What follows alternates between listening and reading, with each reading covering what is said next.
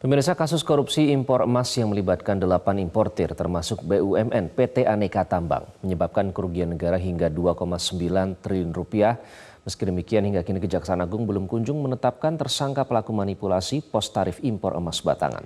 Berikut informasinya kami rangkum dalam Morning News Spotlight.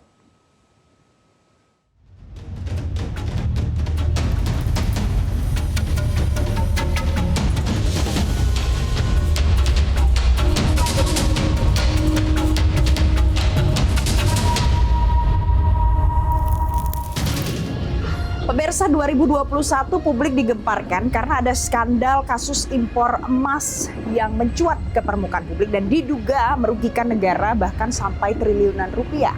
Kemudian sekarang publik mempertanyakan bagaimana sebenarnya keseriusan Kejaksaan Agung untuk menangani kasus manipulasi pos tarif impor emas ke Republik ini. Teranyar, bulan Juni 2023 kemarin, Menko Polhukam Mahfud MD juga sempat mengindikasikan sudah ada tersangka terkait dengan kasus impor emas ini yang sampai sekarang ternyata belum ditetapkan oleh Kejaksaan Agung, belum dipublikasikan kepada publik siapa tersangkanya. Pemirsa, ini penting, jangan sampai negara dibiarkan rugi berlarut-larut. Karena emas sebagai safe haven tidaklah boleh dijadikan lahan untuk melakukan aksi pidana bagi oknum-oknum tidak bertanggung jawab di negeri ini. 2 tahun berlalu, tak terdengar kabarnya. Ternyata Kejaksaan Agung baru menaikkan status perkara manipulasi pos tarif impor emas ke tahap penyidikan pada 10 Mei 2023 lalu. Koordinator Masyarakat Anti Korupsi, Boyamin Saiman, mempertanyakan keseriusan Kejaksaan Agung dalam menangani perkara manipulasi pos tarif impor emas. Padahal nilainya cukup fantastis, mencapai triliunan rupiah. Oh, ini naik penyidikan ini aja kalau tidak ada kasus Mario memukuli David itu nggak akan terungkap kok gitu. Karena apa? Pemahamannya dulu Kejaksaan Agung itu bahwa ini bukan perkara perbuatan melawan hukum, bukan perkara korupsi. Karena apa?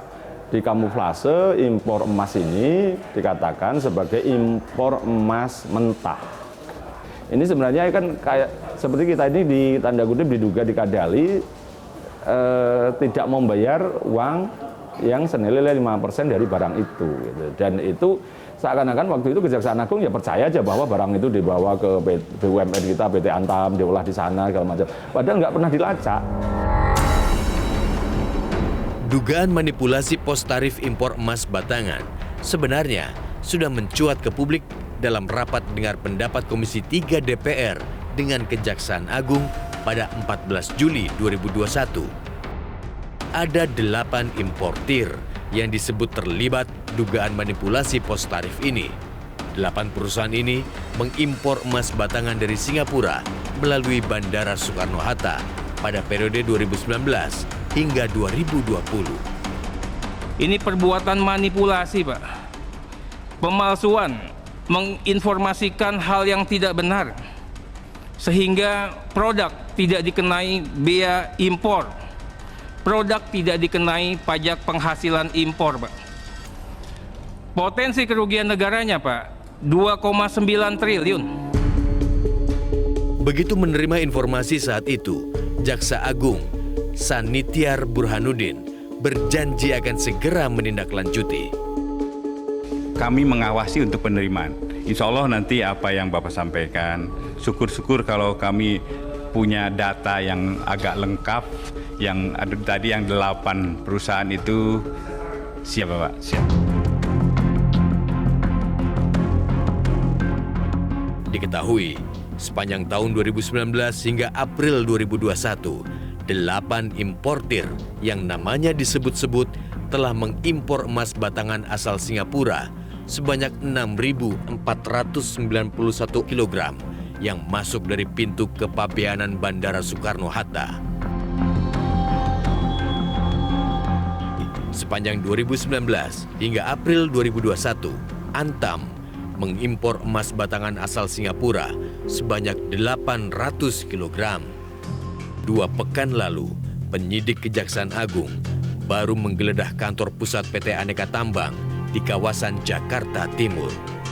kan ini biar aja kita hormati proses hukum kan, proses hukumnya berjalan nanti baru kita bisa lihat kan, kita bisa punya opini tapi ya tentunya kan lebih baik kita hormati proses hukum itu. Iya, proses hukumnya Kalau aja. soal impor emas dari Singapura tahun 2019 sampai 2022 Pak, yang 800 kilo itu. Informasi kita semua HS code-nya kita ikutin aturan karena kita ada audit semuanya kan. Jadi HS yang kita pakai 1210 itu adalah HS code memang yang udah ada tenaga ahli, udah ada. Jadi didukung lah oleh semua pihak. Jadi waktu itu membayar bea masuknya itu totalnya berapa? Kalau biaya masuknya totalnya kalau angka saya nggak tahu. Tapi kalau kita kan memang kalau kita pakai 1210 itu kan sebenarnya nol. Namun hingga 2 tahun berlalu, nyatanya janji Kejaksaan Agung untuk mengungkap kasus dugaan manipulasi bea masuk emas batangan masuk angin. Benarkah ada tangan-tangan tak kasat mata yang mengamankan kasus ini?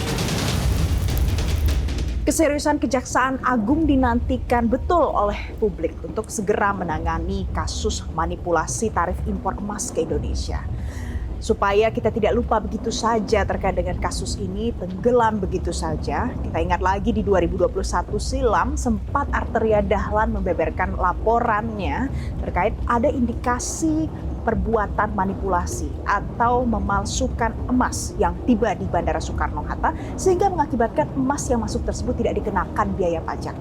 Selain itu pemirsa, ditambah lagi seiring berjalannya waktu ditemukan pula ada indikasi tindak pidana pencucian uang di dalam kasus ini. Harapan besarnya adalah aparat penegak hukum di negeri ini harus mengusut tuntas kasus ini, harus benar-benar tuntas.